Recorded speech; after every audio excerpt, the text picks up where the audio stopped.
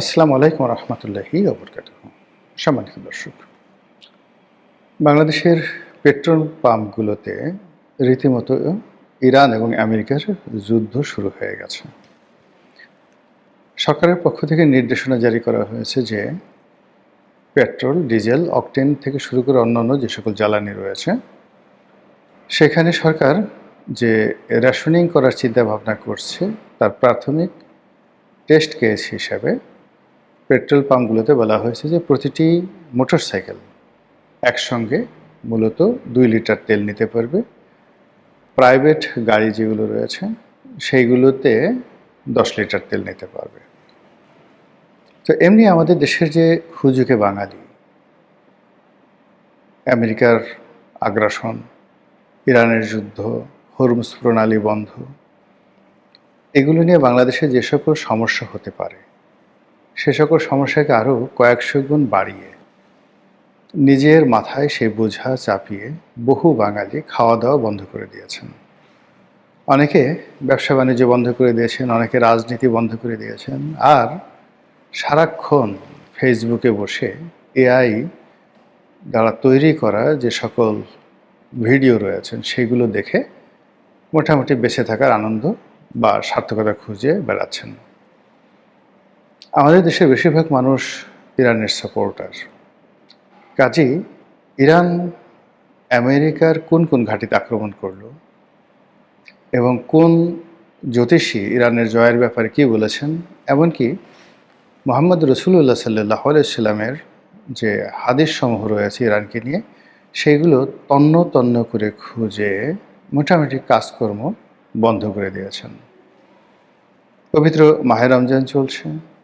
করোনার পর থেকে আমাদের যে অর্থনৈতিক দন্যতা, এটি নিম্ন পর্যায়ে যেতে যেতে যেতে যেতে এখন একেবারে তলানিতে গিয়ে পৌঁছে গেছে। এই ১৮ কোটি মানুষ কিভাবে চলছে আমরা বলতে পারি না, কেবলই মাত্র আরশের মালিক মহান আল্লাহ রাব্বুল আলামিন তিনি বলতে পারেন। যখন করোনা শুরু হলো পুরো দেশ টালমাটাল, কয়েক মাস কাজ নাই, কর্ম নাই, ফ্যাক্টরি, ব্যবসা বাণিজ্য, দোকানপাট সব বন্ধ। এমনকি সেলুনগুলো বন্ধ ছিল। ফলে কি করে যেন মানুষ সারভাইভ করে গেল। অদ্ভুত একটা ঘটনা। এরকম একটা ঘটনা ইউরোপ আমেরিকাতে ঘটলে মানে সরকার দেউলিয়া হয়ে যেত, কিন্তু আমাদের দেশে কোনো রকম সাবসিডি ছাড়াই মানুষজনকে যেভাবে ঘরে বন্ধ করে রাখা হলো এটা হয়নি পৃথিবীর অন্য কোনো দেশে। সেই রেশ কাটাতে না কাটাতেই শুরু হয়ে গেল ইউক্রেন যুদ্ধ। ইউক্রেনের সঙ্গে আমাদের অনেকগুলো ব্যবসা রয়েছে, বাণিজ্য রয়েছে, এবং ইউক্রেন জনিত কারণে ইউরোপ এবং আমেরিকার সঙ্গে আমাদের যে স্বাভাবিক যে সম্পর্কগুলো ছিল সেখানেও নানা রকম কন্ডিশন চলে এলো। বাংলাদেশে যে রাশিয়ার প্রজেক্টগুলো চলছিল এবং রাশিয়ার যে বিনিয়োগগুলো আসছিল সেটা ধপ করে বন্ধ হয়ে গেল। এমনকি রাশিয়ার যে জাহাজগুলো যেগুলো রূপপুর পারমাণবিক বিদ্যুৎ কেন্দ্রের মালামাল নিয়ে বাংলাদেশে আসছিল, আমেরিকার নিষেধাজ্ঞার কারণে সেইগুলো বাংলাদেশে ভিড়তে পারলো না, এমনকি ভারতেও ভিড়তে পারলো না। ফলে কি হলো, এই রূপপুর পারমাণবিক বিদ্যুৎ কেন্দ্র এখনো পর্যন্ত শুরু করা যায়নি, অথচ ইউক্রেন যুদ্ধ যদি না হতো এটা অনেক আগেই চালু হয়ে যেত। এবং ইতিমধ্যে রাশিয়ার সঙ্গে আমাদের যে দ্বিপাক্ষিক ব্যবসা বাণিজ্য শুরু হয়েছিল সেক্ষেত্রে আমরা আমেরিকার একটি বিকল্প বাজার রাশিয়াতে খুঁজে পেতাম, কিন্তু নিয়তি আমাদেরকে কোথায় নিয়ে এলো। এরপর শেখ হাসিনার পতন হলো, এবং শেখ হাসিনার পতনের ১ বছর আগে আওয়ামী লীগের যারা দুর্বৃত্ত এতটা বার বেড়েছিল, তারা ধরাকে সরাজ্ঞান করতেন। ২০৪১ সন পর্যন্ত ক্ষমতায় থাকবেন, কোনোদিন মরবেন না। ২ হাতে রাষ্ট্রীয় অর্থ যেখানে যেভাবে পেরেছেন লোপাট করেছেন। দেশের মধ্যে কোটি কোটি করে টাকা ইঁদুরের মতো কেটে কেটে খরচ করেছেন, আর দেশের বাইরে সেই টাকা পাচার করেছেন। ফলে ব্যাংকগুলো ফোকলা হয়ে গেছে। তারপর যেভাবে শেখ হাসিনার পতন হলো, যেভাবে ডক্টর মোহাম্মদ ইউনূস এলেন, আর গত ১৭ মাস ধরে যে তাণ্ডব চলল অর্থনীতির উপর, সমাজের উপর, মানুষের মন মানসিকতার উপর যে মপতন্ত্র চালু হলো, তাতে অর্থনীতির যে মেরুদণ্ডের যতটুকু ছিল সেটুকু ভেঙে গেল। এখন নতুন সরকার যখন ক্ষমতায় এলো, ক্ষমতা আসার সঙ্গে সঙ্গেই ইরান এবং আমেরিকার যুদ্ধ শুরু হলো। যেদিন যুদ্ধ শুরু হলো সেদিন আমি বলেছিলাম যে এই যুদ্ধ যদি প্রলম্বিত হয়, শেখ হাসিনার যে পতন, সেই পতনের যে পরিণতি, তার চেয়ে ভয়াবহ পরিণতি আমাদের অর্থনীতিতে আসবে, আর তারেক জিয়ার জীবনকে দুর্বিষহ করে তুলবে। ঘটনা তাই হয়েছে। এখন আমাদের যে পেট্রোলিয়াম যে মজুদ রয়েছে, যেগুলো বলার দরকার ছিল না, সেগুলো একজন অতি উৎসাহী সরকারি কর্মকর্তা বলে দিয়েছেন যে আমাদের 13-14 দিনের পেট্রোলিয়াম মজুদ রয়েছে।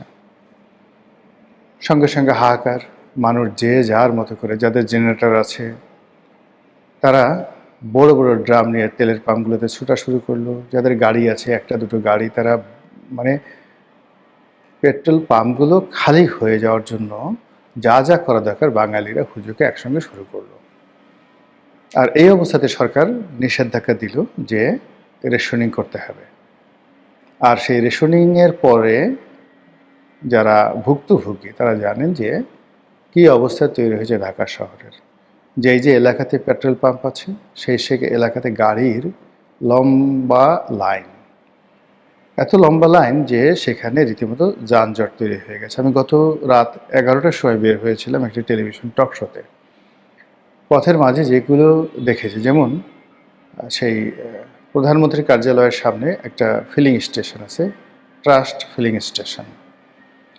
এটার যে সিরিয়াল, এটার সিরিয়াল শুরু হয়ে গেছে বলতে গেলে সেই মহাখালীর মোড় থেকে ক্যাপ্টেন ওয়ার্ল্ড এসে যে আপনার মোড় নিল, ঠিক সেখান থেকে শুরু হয়ে গেছে।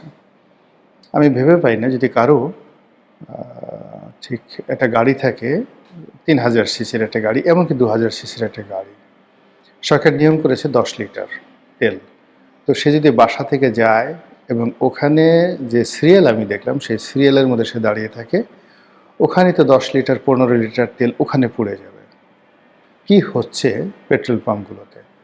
মন্ত্রী প্রতিমন্ত্রী যারা আছেন তারা দৌড়দৌড়ি করছেন এবং পরিস্থিতি সামাল দেওয়া যাচ্ছে না। এটা গত রাতের ঘটনা। আজকে কি হয়েছে আমি জানি না, তবে বেশিরভাগ মানুষ দেখা গেল তাদের যে চলাচল সীমিত করে ফেলেছে।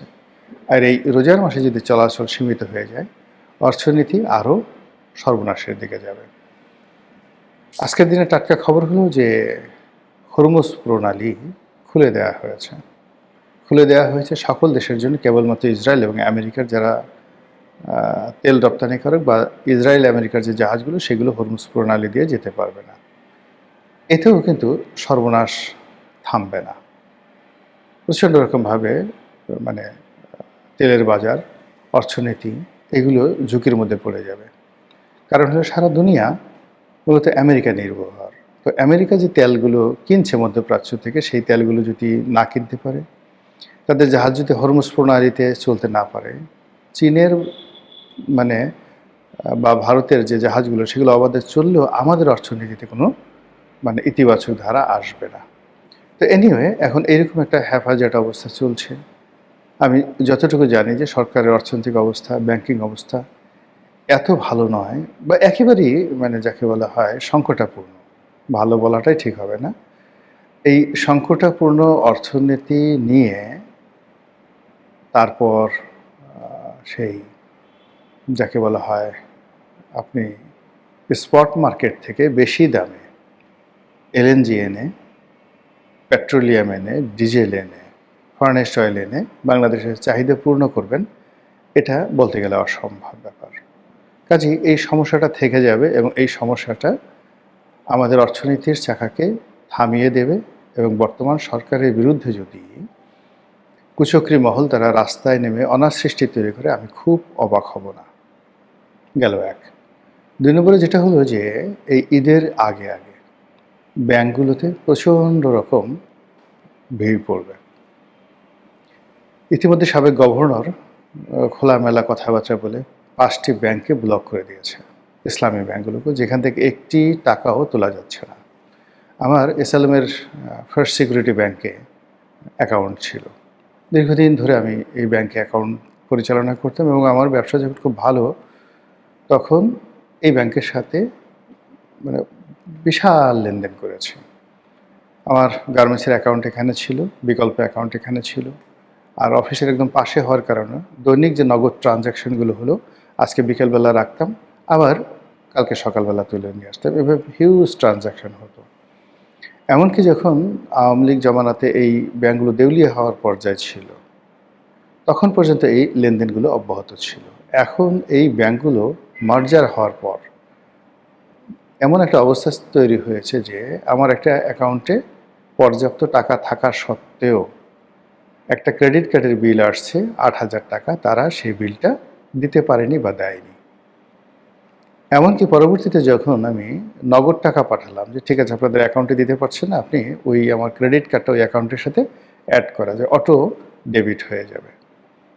কিন্তু ব্যাংকের যে ম্যানেজার, তিনি এই নগদ টাকা তার ব্যাংকে জমা দিবেন, জমা দিয়ে আবার হেড অফিসের মাধ্যমে এই ৮,০০০ টাকা স্ট্যান্ডার্ড চার্টার্ড না, আমার ওই ব্যাংকটা ছিল আমেরিকান যে এক্সপ্রেস, সেই ক্রেডিট কার্ড, তো সিটি ব্যাংকে সেই টাকাটা যাবে এটা নিশ্চয়তা তিনি দিতে পারছিলেন না। তিনি বললেন যে স্যার আপনি মাফ করেন, দয়া করে আপনি সেই সিটি ব্যাংকের যে কোনো ব্রাঞ্চে জমা দেন। এই হলো ব্যাংকের অবস্থা। তো যে ব্যাংকগুলোর ব্যাপারে সাবেক গভর্নর নেতিবাচক কথা বলে গেছেন, সেগুলো ১২টা বেজে গেছে। আর জনতা ব্যাংক, অগ্রণী ব্যাংক থেকে শুরু করে এমনকি সরকারি যে ব্যাংকগুলো রয়েছে সেগুলোর অবস্থাও ভালো নয়। তো নতুন সরকার ক্ষমতায় এসছে, আসার পর রাতারাতি টাকা ছাপানো সম্ভব হবে না। আর এই ঈদের আগে যদি টাকা ছাপানো হয়, তাহলে মূল্যস্ফীতি এবং মুদ্রাস্ফীতি নিয়ন্ত্রণহীন হয়ে পড়বে। সেক্ষেত্রে যে স্টেডি অবস্থা আছে, স্লো অ্যান্ড স্টেডি, এই অবস্থাতে যদি এই হুজুকে বাঙালি ঈদের আগে ব্যাংকে ভিড় করে, রীতিমতো ১,০০,০০০ টাকা তোলার জন্য, ৫০,০০০ টাকা তোলার জন্য ব্যাংকের কাউন্টারগুলোতে যদি মারামারি লেগে যায় ঈদের আগে, আমি আশ্চর্য হব না। এর বাইরে সরকারের শ্রম মন্ত্রণালয় তারা বলে দিয়েছে যে ঈদের আগে আপনার যে শিল্প কলকারখানায় কর্মরত শ্রমিক ভাই বোনেরা আছেন তাদেরকে বেতন ভাতা পরিশোধ করতে হবে, এবং এটা কত হাজার কোটি হবে আমি বলতে পারবো না, বিশাল। আপনি ৪০ লাখ লোক আছে প্রাইভেট সেক্টরে, বিশেষ করে গার্মেন্টসগুলোতে, প্রায় ২০ লাখ লোক আছে সরকারি কর্মকর্তা কর্মচারী। এদের এই ৬০ লাখ লোকের বেতন ভাতা সহ অন্যান্য যে সকল প্রায় ২.৫ কোটি লোক ক্ষুদ্র এবং মাঝারি ছোট ছোট দোকান, কুটির শিল্প এখানে কাজকর্ম করছেন, তাদের এই বেতন ভাতা ব্যাংকের মাধ্যমে ট্রানজ্যাকশন হতে কত লক্ষ কোটি টাকা প্রয়োজন নগদ, এটা ব্যাংকাররা বলতে পারবেন। এবং সেটা নিয়ে এখন সরকারের কতটা প্রস্তুতি আছে আমি বলতে পারবো না।